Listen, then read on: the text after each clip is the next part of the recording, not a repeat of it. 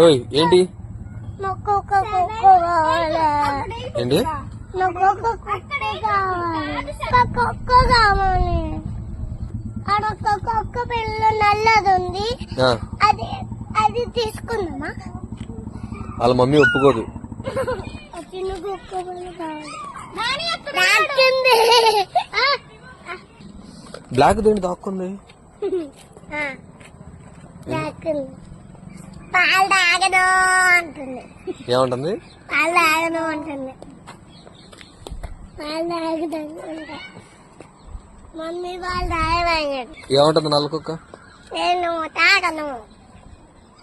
సరే మేకతోపు కుక్కలు ఏమంటుంది? నేను తాగుతాను అంటుంది. అంటుంది. నాకు కావాలి.